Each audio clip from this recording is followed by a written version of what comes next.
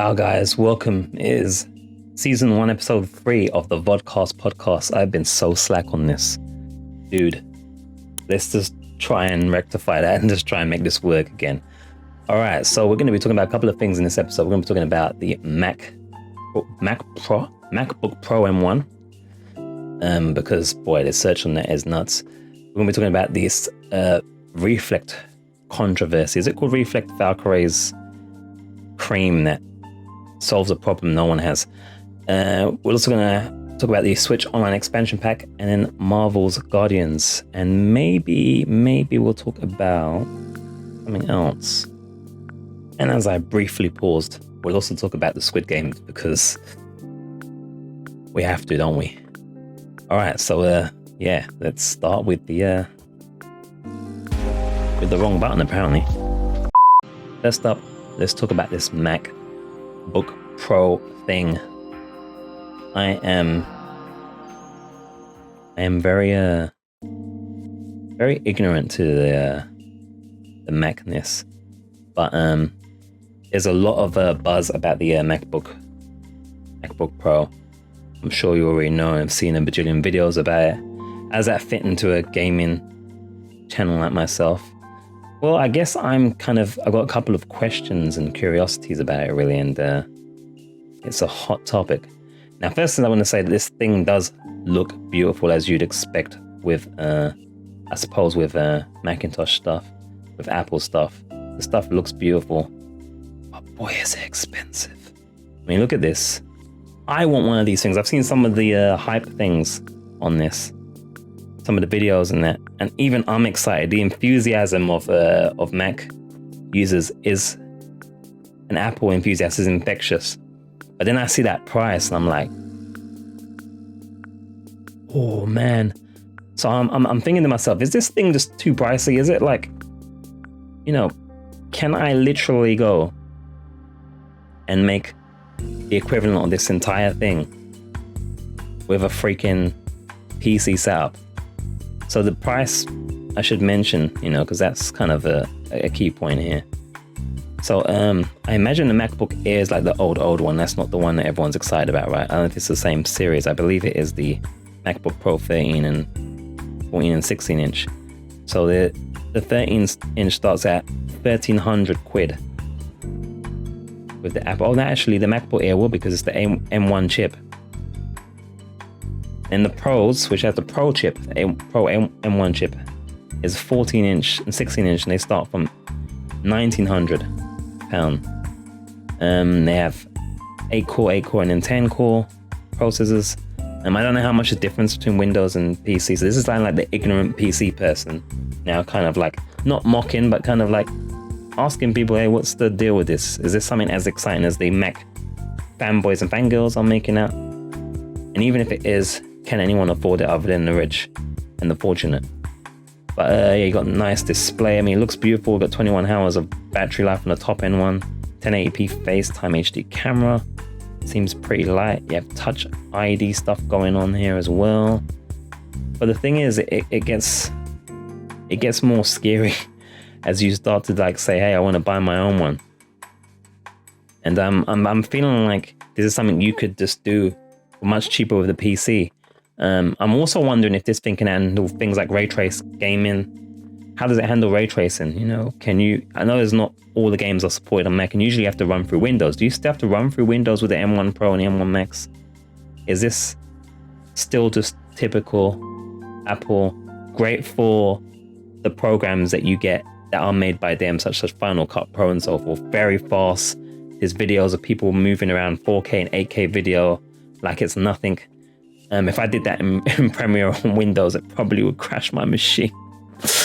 Even with the setup I have, which is a RTX 2080 with a 32 gigabytes of RAM.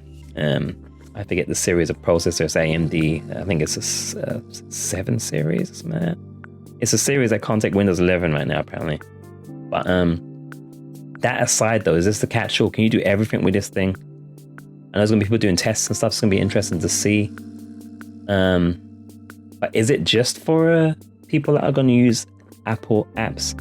Will you no longer need to have the Windows parallel and all that kind of thing running in this thing. You guys let me know if you have one of these as well. Do share and let me know when you're sending me one, because heck, even I want one of these things and I don't even like do Mac. But it looks like the fanfare is way more and the hype is way more for this than even Windows 11, right? Especially when they told us that most of us can't even install the thing. So yeah, that's the part on the MacBook Pro M1 Pro chipness. Envious. All right, next we're going to talk about the VALKYRAE Reflect controversy. Let's hit the cue in. So yeah, VALKYRAE and her Reflect skincare product that she actually didn't co-own, co-invent and so forth. Or at least that's what she's saying now. So if you don't know about this, I mean, it's very possible you don't. I don't know if this is necessarily the kind of content that my community cares for. We're still in the growing stage. We're still figuring out what you guys like and don't like. But yeah, it's an interesting thing. There's a couple of aspects about this that's interesting, really, that I kind of wanted to look at and explore and talk about real briefly here. So, I mean, what it's about, I should start with, is essentially, as you know, big personalities, bloggers, influencers, social media types typically come up with products once they hit a certain number that you can purchase and kind of indulge in. That ranges from merch like t-shirts and tops with their logo or their name on it, or it goes into more deeper things like this particular instance here, which is a product that protects your skin from what is known as, what was it, blue light in, I don't even remember what was it? It's a problem that blue light, so is blue light that emits from every light source practically, I should say, I guess, including the sun. Essentially what the premise of this product is that it's going to protect your skin from getting damaged from the light emitting from your screens, such as your monitors, your phones, everything that's got a screen basically. And there's a couple of problems with this. The idea itself is not a terrible idea, and I will give VALKYRAE that. I think that if this actually worked out, it could have been one of those Rihanna billion-dollar ideas, billion-dollar products, right? Because essentially, it's kind of like, well, Rihanna became a billionaire, from what I understand, from the fact that she had makeup that covered skin tones that wasn't covered in the majority of the market. So the majority of the market typically dealt with a lot of light skin tones.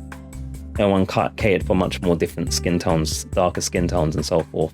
And while her clothing brand thing is shut down, from what I last heard, the makeup thing has blown up and made her, well, at least meant to be worth $1 billion. And this is kind of what I'm seeing with VALKYRAE. To me, it was a play to actually create a product that isn't just a thing that is going to be something you just wear or use because of the person's name, what I would call merchandise products.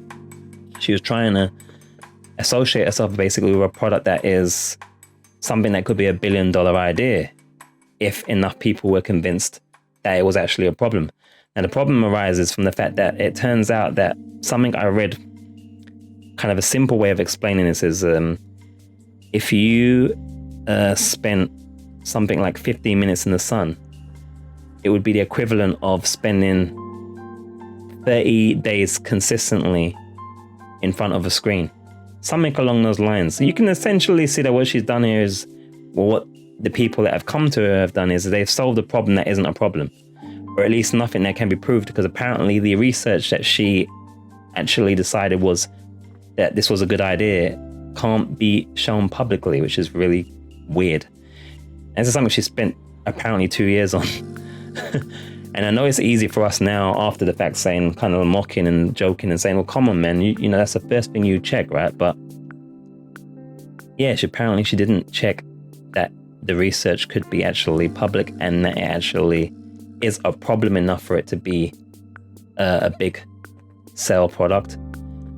Essentially, it's the classic selling or solving a problem that doesn't exist, or solving a problem that doesn't really need solving, at least at the moment. That's where it's at.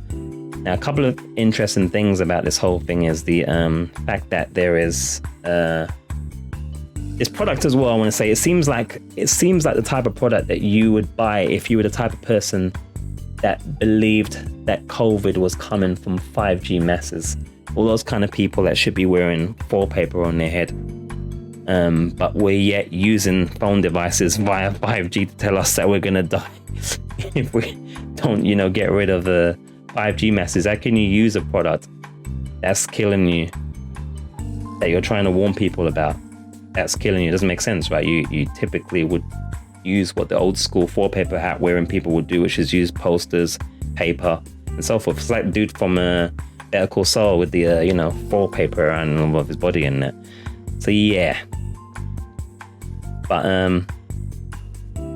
what's interesting about this whole thing as well is, apart from the fact that VALKYRAE herself has been making it worse by carrying on about it and responding to it, which I think the reaction has been overall over the top a little bit. I think this kind of thing always happens when you have media personalities that provide content in a way that is, their content is very much acknowledging and embracing the ideology of what I would call idolatry or worship of human beings. And that creates a problem where when you're idolized and worshipped, you're always going to fall short of people's expectations. And there's always going to be a point where people want to see you come down a certain level. And you're always going to have cancel culture with every opportunity that comes of any mistake that you make. And there's a combination of those things. I don't think that she's literally created this product try and hustle people. I think she actually believed in it. She actually believed in what really comes down to at the moment a conspiracy theory, or what they're classing as pseudoscience. That can be said for a lot of social media these days, but we won't go there because we don't want to get cancelled. But I don't think she was trying to hustle people per se. I think she was just trying to come up with a product, or connect herself with a product that would be more than just buying a name based on the name. So a product that can live on after the person, or even while the person's not active or as popular anymore, potentially, which is a good idea. It's the next step, rather than just making the normal merchandise money type of thing, right?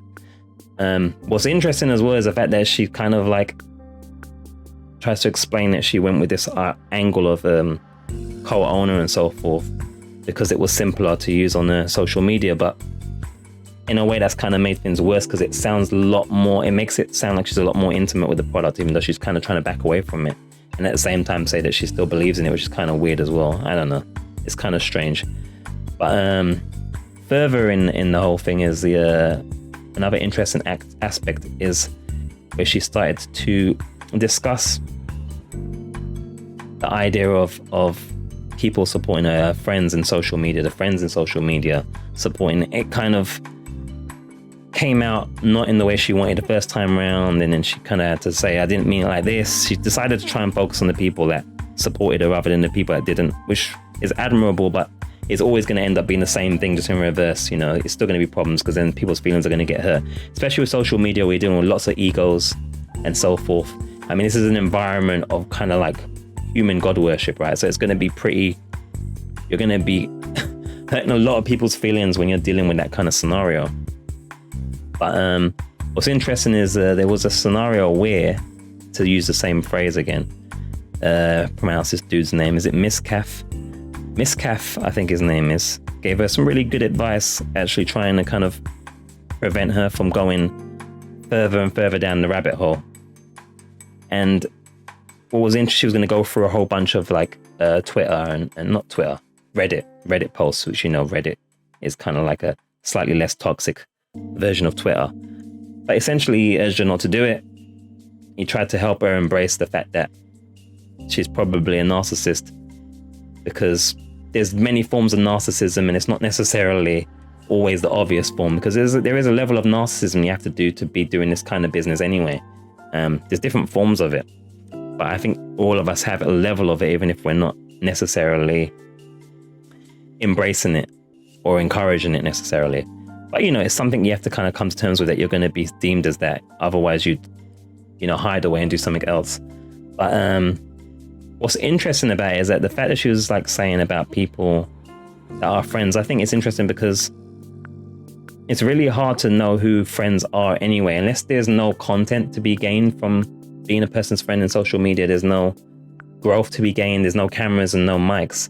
You never really know who your actual friend is in social media circles and that whole ecosystem until there isn't anything to gain, until there is someone just saying, hey, let's just go hang out. No cameras, no mics, no nonsense. Just hang out, nothing to gain. Just want to be around you, enjoying your company, and vice versa. What's interesting is that even though with Miss Caff giving her this great advice and being a friend, he still made content on the thing.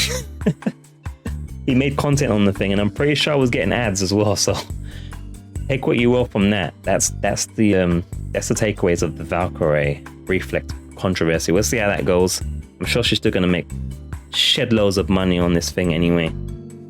These kids worship the ground these people walk on. They'll buy anything.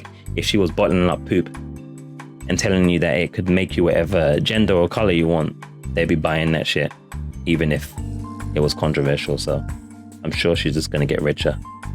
But good on her for trying to actually create more than just another, or be associated with more than just another merchandise product. Okay, let's talk about Nintendo Switch Online expansion pack. Man, I don't know. So now we're going to talk about this Nintendo Switch Online expansion pack. Mainly the pricing. A couple of things really. So the first thing about this, let's talk about what's included and what the deal is. Let's explain what's going on. So you got the Nintendo Switch Online basic pack here, which is like what I pay like £3 a month or something. But practically nothing. It also gives you access to playing online games with people as well, hopefully consensually. And it also includes now an expansion pack which is launching today. It hasn't launched at time of recording. I don't know if I think they go by Japanese time zone though, right? I'm refreshing the page to see if it's actually available. It looks like the page has changed. Has it just actually activated? I don't know. That'd be interesting if it has. I'm in a private tab anyway, so it probably won't show. But yeah, it's meant to be launching today. It's probably launched by the time you see this video for sure. What's interesting about it is it costs like, I got the thing here, is it $50? $50? And yeah, $50 for 12 months, €40 or £35. It's interesting because for some reason, they don't let you pay monthly on the expansion. I don't know why. And I think that's what's causing the biggest contention with the price of this thing, is that you've got to pay $50 straight out of the gate to get what essentially is what we got here. I think it's 9 games, 2, 3, 4, 5, 6, 7, 8, 9, or 10 games, I'll say 9, 10 games. So you got Mario 64, Mario Kart 64, what is that? Something Wings, Yoshi's Story, I don't even know what that is. Wingback, Operation Wingback, Mario Tennis, Dr. Mario 64, and Zelda. Ocarina of Time, is that out already with it? That's probably the headliner of them, really. And then you get a bunch of Sega games. Now, the Sega games, I don't know, they're a bit of a piss take, because I'm sure you can get all of these on many systems already in like Mega Drive's own collection. It's like Sonic 2 you can definitely get, Shining Force you can definitely get in their pack already, their collection pack. Strider I think you can definitely get, Golden Axe definitely, Echo Dolphin definitely, Shinobi 3 I'm pretty sure as well, Gunstar Heroes I think is part of that pack. In fact, I think pretty much all of these games, I'm not sure that even one, maybe 1 or 2 of this collection of Mega Drive games is actually not included already in the Sega Mega Collection that you can play on like PC, PlayStation, Xbox. This is practically useless, other than if you want to play these games, I suppose, portably. Seems like a bit of a rip-off. I don't know how I feel about it. I just wish, I think it would have been so much better if they actually just pull it at a price that was just like the other one with some monthly extension on top of it. It's put the monthly price, like maybe instead of spending like, was it like £3 I spent on the thing a month, just turn it to like £5 a month. That would work. Because I think if you actually calculate it at a per month rate, it is the equivalent of spending like £2 to £3 extra a month. But because you have to straight up go $50 straight away, I think that's going to put people off. And it's going to make people feel, because even with pricing, there's a reason why we still see the 999 at the end of prices. It subconsciously, scientifically makes people think things are cheaper than they really are, even though it's not. So doing this is going to be a bit of a pull-off. Insane. I'm sure it's going to still be successful in the rest of it, but I think it's a little bit of a rip. I don't like the way they're doing the prices and that. I don't like the one year commitment straight out of the cuff. But in saying that, you know, are you getting this? I suppose I should say, have you got it already? Are you happy with the pricing? And are you happy with the launch games, or is there a game or games that you're waiting for before you buy it? Do you think they should add a monthly option rather than try and lock you into a year right away compared to the standard options? Interesting. Nothing at all to do whatsoever with trending topics or trying to get views or anything like that, honestly. Let's just talk about Squid Games, just because nothing to do with anything to do with popularity, nothing to do with trending topics on YouTube or anything like that. Completely just because we want to just talk about Squid Games. So what can we talk about Squid Games? So there's a couple of things I kind of jotted down here as a few things we could talk about here. So now, last I checked, this was now the most popular show ever on Netflix. If you don't know what Squid Games is, I will read the description straight here for you, because this is also a podcast as well as a vodcast, right? So basically, hundreds of cash-strapped contestants accept an invitation to compete in children's games for a tempting prize. Tempting being $38 million, I think it translates to. But the stakes are deadly. So imagine you're playing children's games, except for all the children's games kill you, and you basically got Squid Game. Did I say Squid Games? Squid Game. Have I been saying that? Because incidentally, I recorded a video earlier and I might have been saying Squid Games. But I don't know if it's going to mess up my video now. But yeah, we've got a video actually, incidentally, that I should plug. That is basically games that are like Squid Games. But it should be like Squid Game, not Squid Games. So I'm going to have to remember that in my titling. But yeah, check that video out. It should be out already at the time of this on the channel. Obviously, just go to www.theinteger.tv with a 1 and check on the YouTube and that. But yeah, we've got a video that picks out video games that are similar to the concept of Squid Game, essentially. And hopefully it's performed well. What's interesting about Squid Game is that its popularity is just ridiculous. My feed has just constantly been Squid Game, Squid Game, Squid Game, Squid Game, Squid Game. Everything from the lore, things that you missed, right down to scientific studies as to why one of the lead actresses is attractive, which is a first, because it's interesting, because I remember a time some research was saying on like dating sites and that black folk and Asian folk were apparently like top 3 of least desirable on dating sites. Now, apparently, if you're in a popular show, people now understand your beauty, you know, which I'm quite partial to the Asian ladies myself. But apparently it's taken this show for people to realize now that there is attractiveness in more than just a wonderful Caucasian bedroom, right? So that's the thing that's happened. It's just gone fever pitch. It's gone wacky now. Everything is just I was gonna say Hunger Games then, but that would be the wrong thing. In Squid Games, everyone's making something on it, trying to get a bit of that, you know, glory, a bit of that wonderful trending. I wouldn't do something like that ever, because that's just kind of pathetic and below me and ridiculous. But there's a lot of people doing that. Yeah, I guess I should give my feedback. Like, I've already seen it before it blew up, and I was like saying, family, it's like, you're gonna need to watch this. Now it's kind of similar to a show called Alice in Borderlands, which I'd recommend as well. If you like the idea of something like, I don't know if you've ever seen like Suicide Squad. What am I talking about?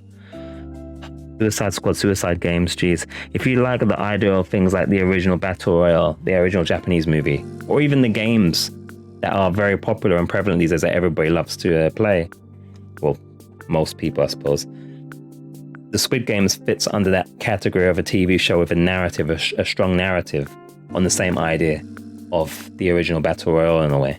People come in thinking it's going to be a simple thing, probably knowing it's maybe too good to be true, but no one's expecting what happens. And there's some iconic things in there, very non-creepy, dull thing to enjoy. And there's some good stuff in there. So I'd recommend it if you like those kind of ideologies of reference that I've given in, even things like, say, Running Man and so forth, then this is going to be a show that's up your street. The only thing I really didn't like in this show that made me drop points on it is the ending. I'm not going to give any spoilers, obviously, but the ending is really... I didn't like the ending. I'm not going to say any more than that, really.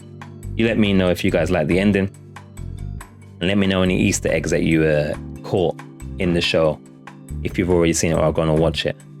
Do you love it as much as the internet as well? And do you love the ending? Am I the only one that absolutely hates the ending of Squid Games? And also be careful, I should recommend it's not for kids. It seems like people have all of a sudden don't know the difference between the millions of stuff that's on Netflix that isn't for kids. Apparently now, because it's kids' games, parents are going to be confused that it's something for kids, apparently. I don't know how that works. But anyway, yeah, it's not for kids, okay? And it's pretty gory in places as well. So if you don't like, if you're kind of, even if you're used to gore but you don't like gore, this is like Saw levels of gore in places. So if you don't like seeing the inside of someone's head, probably maybe you'd have to pretty skip Squid Game. But otherwise, that aside and the ending aside, pretty darn good show if you like the genre. All right. And finally, we're now going to discuss Marvel's Guardians of the Galaxy, the video game, of course. Yeah, final segment of the entire podcast is episode 3. Is it actually episode 3 though? I don't even know. It could be episode 2. Anyway, this is the final segment of this thing before I slack off again and don't do another episode till like 6 months, 7, 8 months down the line. But yeah, let's talk about Guardians of the Galaxy. It should be out right about now. It's past 6 o'clock PM in the UK. It's 26th of October on a Tuesday.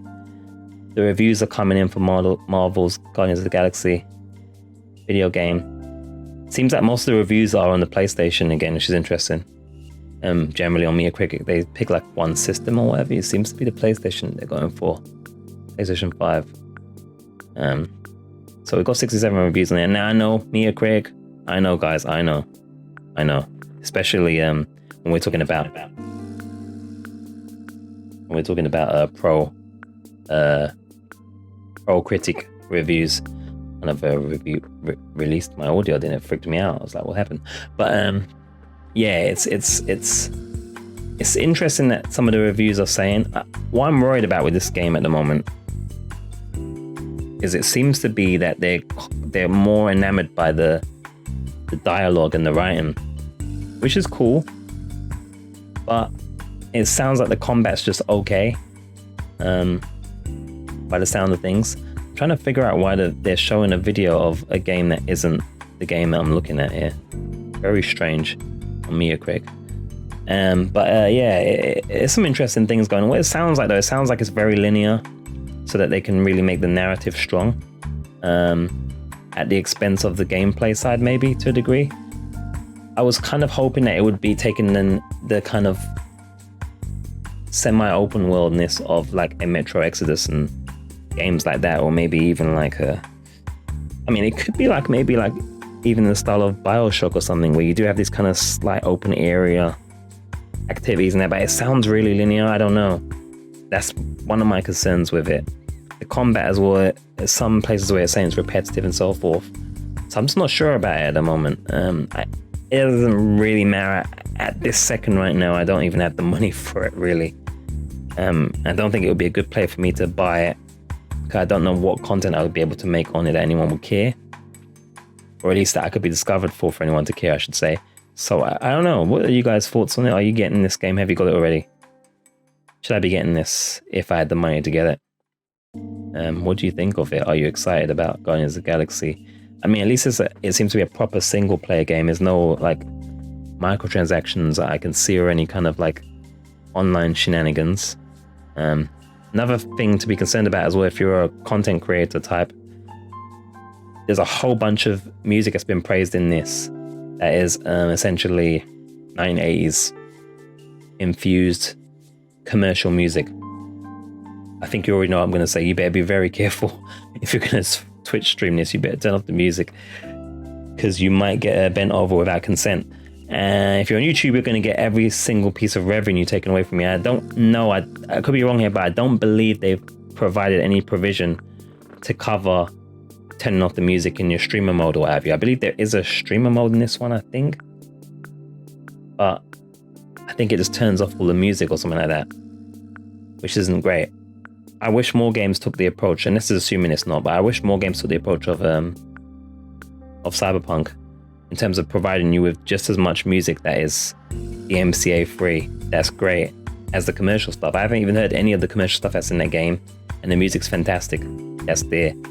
So I wish they'd actually replace it. I hope they do that as well with Grand Theft Auto, the Grand Theft Auto trilogy. As just I should have done a segment on that, shouldn't I? We should have spoken about that. Maybe we'll do that next episode or something. But yeah, hopefully they handle the music better for us broadcaster streamer types, us lowly broadcaster streamers that don't want to get banged every minute by freaking copyright stuff and lose all of our pennies.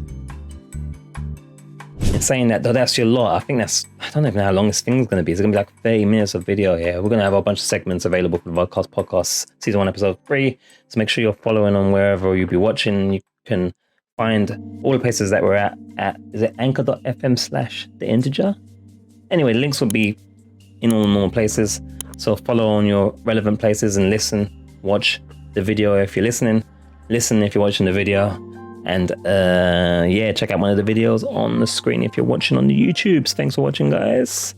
Sayonara gozaimasu.